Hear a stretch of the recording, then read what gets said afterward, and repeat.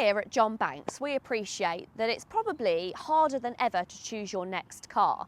What fuel type do you go for? Do you stick with the diesel we've always had, switch to petrol, hybrid, plug-in hybrid, or do you take the fully electric switch? Whilst we understand that going electric can be great for a lot of our customers, we also understand that if you don't have an at-home charger, it's not always the best option. Plus, a few years ago, the government were throwing options at us for going electric. The prices of electric were cheap, they were giving us at-home chargers, but nowadays a lot of that has been stripped away, taking away a lot of the benefit of going electric.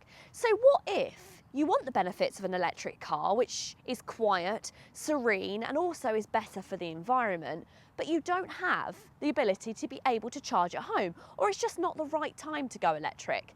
Well, have you considered this? This latest generation of Honda Civic has a petrol engine, but it drives like a fully electric vehicle.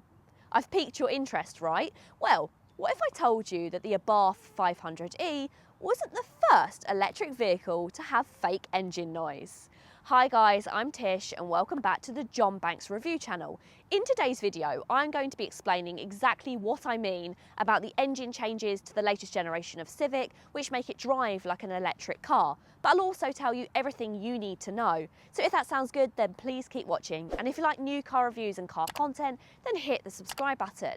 Plus, if you did want to take the Civic for a spin, or if you had any more questions or queries, then you can get in contact with one of our John Banks dealers. I'll pop all their details in the description box. So first off, let's break that down about what I'm talking about when I say that though this has a petrol engine, it drives like an electric car.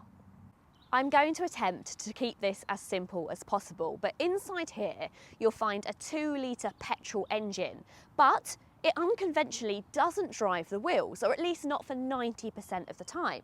For 90% of the time, the engine actually charges a battery, which then feeds a motor, which drives the wheels. So the Civic drives just like an electric car. And just like the benefits of an electric car, it doesn't get a gearbox. So you have a really smooth, continuous gain of power. So what about the extra 10% of the time? Well, if you really demand a lot of power from the Civic, say if you're entering a motorway, then the engine will actually engage with the wheels and it will drive it. But for most of the time, it's really, really smooth in its power delivery. When it comes to other manufacturers and their latest generations of vehicles, they don't tend to make a huge amount of difference to the external of their vehicles. But the same can't be said for Honda. The latest generations of both CR-V and the Honda Civic are very different from the car that they replace. And I think personally, all of those changes are very welcome. The Honda Civic has always stood out within the other hatchbacks on the market. But I think the Honda decided that all of the wings and all of the vents and all of the kind of creases were a bit much for their buyers. So what they've done is they've toned down the styling of the Honda Civic, but it still looks very, very smart. This still looks like a super sporty vehicle, which when I talk about the power, I think you'll find that it suits the car very much. But let's talk about what has changed. Well, it's just a lot more sleek than it was before. This is the sport model, and that means you get contrasting black wing mirrors, and you also get some lovely gloss black wheels as well, and they match together very nice with the new black honeycomb front grille. Whilst I think that most of the simplified changes to the Civic have made it look better, I think maybe they've taken it a little bit too far around the back. You don't get any mega wings like before, you just get this nice little gloss black boot tail spoiler, but it's much simpler, and I'm not sure I like the indents of fake tailpipes. I would have liked to have still seen the tailpipes like you did on the previous generation, but it does look smarter, and I think it looks a lot more classy than it did.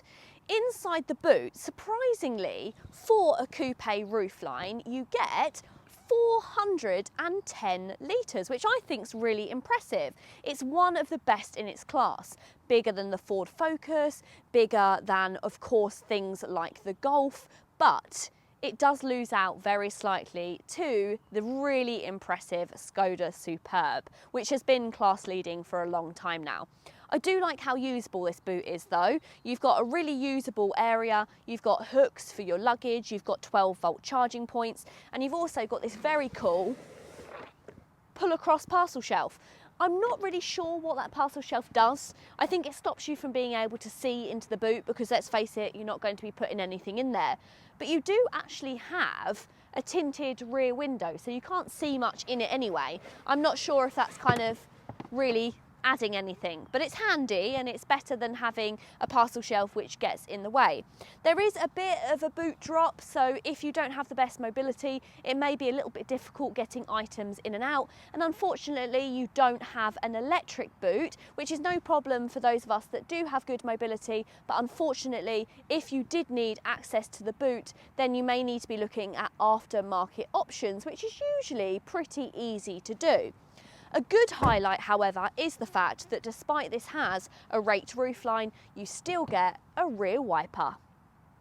So as I mentioned, because of the way that engine is set up, it drives just like an electric car. You get a really smooth power delivery without really jolty gear changes, and it builds up that power really well. It's also pretty quiet when you're around town, but pop it in sport and you'll notice it certainly does liven up in the noise department.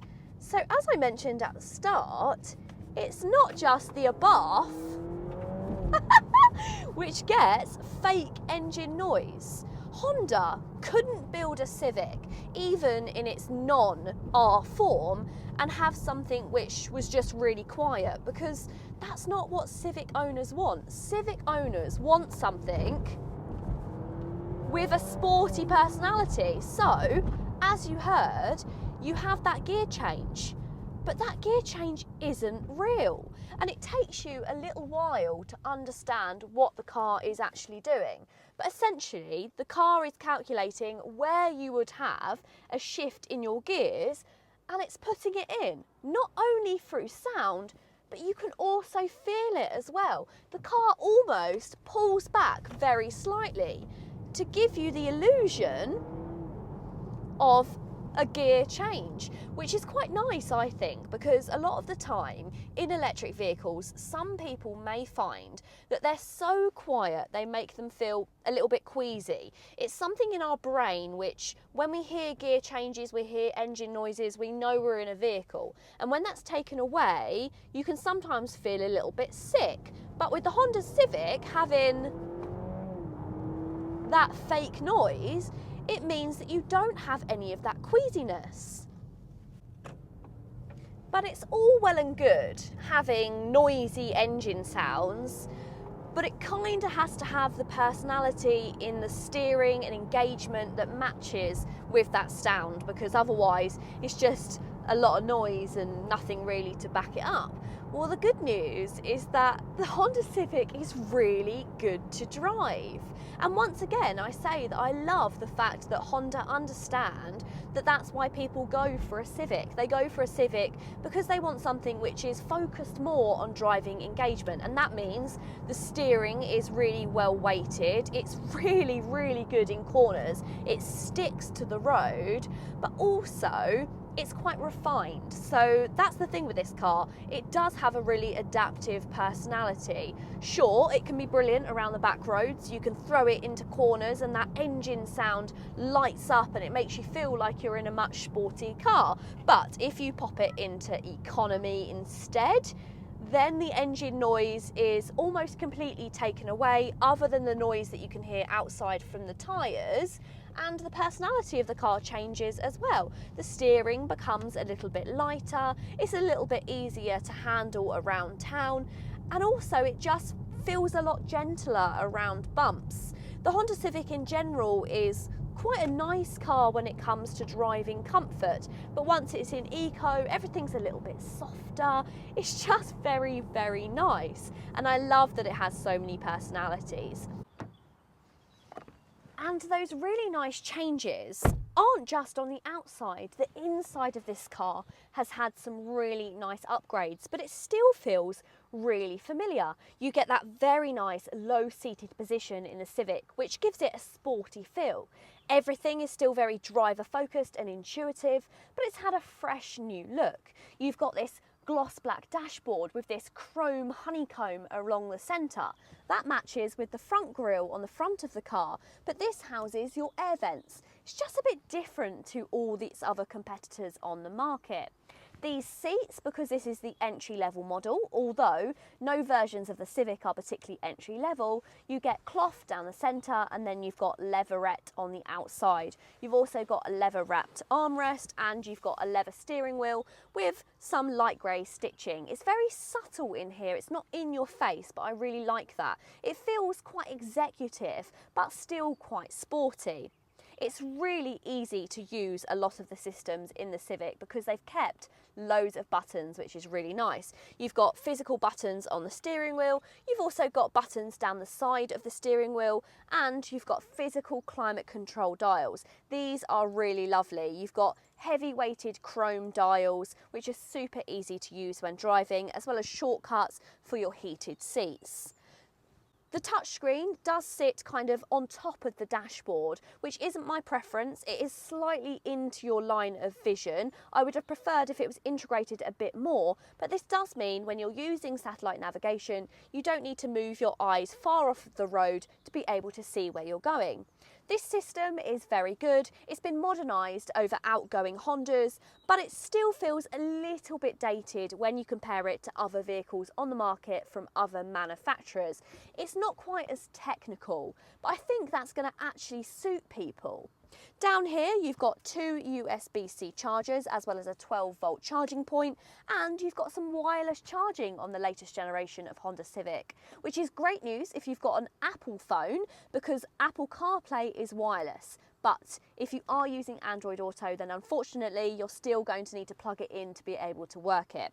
A couple of cup holders in the centre console, and you've now got buttons for selecting your gears. Now this may seem a little bit alien to start with and a bit confusing, but honestly when you've lived with this car for a week or so, you get really used to it and you know where all the buttons are. You've also got a scroller button for selecting your drive modes, of which you have a sport mode, a normal mode, an eco mode, and you also get an individual mode, which means you can set up your driving systems to be exactly how you like them. This is usually tech that's only kind of reserved for far more sportier vehicles, for instance, like the Type R, but you get it as standard on all versions of the Civic. Storage is pretty good. You've got some storage in the armrest with a removable little area. You've also got decent sized door cards for a large bottle of water. You've got a glove box which looks like it'd be bigger than it actually is, which is a bit of a shame, which we've managed to fit in there, both the owner's guide and also locking wheel nuts. So plenty of storage in there. And everything in here just feels a really nice blend of sporty while still being executive.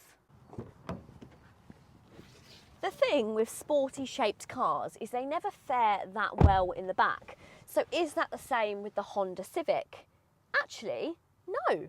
It's quite good in here. Sure, you do have that raked roof, so headroom isn't quite as good as some of its rivals, but I can sit up straight and have no problem. I've still got a couple of inches, and when I'm sitting back more relaxed, I've got loads of headroom. Plenty of legroom as well, and it's quite wide back here. So if you wanted to carry 3 people, I can't see it being a problem. You just need to navigate this slight hump in the floor. You get 2 USB chargers in the back, and you also get an armrest with a couple of cup holders. Although the armrest isn't as sturdy as I would like. I like it when they fix it in place. This one's a little bit loose. And there isn't any through loading either, which seems a shame when you've got a car with such a large boot. It's really comfortable though. You've got a door pocket on the passenger seat, although not on the driver's, and you've got a bit more storage inside these arms. It's just pretty good. I can't really complain about much. I'm nice and comfortable, but maybe some rivals, like once again the Skoda Superb, might just have it tipped. So the latest generation of Honda Civic has received so many changes, inside, outside, and most importantly, under the bonnet. It's now a far superior car than it's ever been before. And with the Honda Civic, you can have your cake and eat it. You get a powerful car, but it's still super economical. We're really impressed with the latest generation of Honda Civic, and we know you will be as well. If you wanted to test drive one for yourselves, then you can do that at any of our sites in Cambridge, Ipswich, Bury St Edmunds and also Colchester. I'll pop all the details in the links down below. If you have enjoyed the video, go ahead and give it a big thumbs up. And if you want to see more, then hit the subscribe button. Until next time guys, see you later.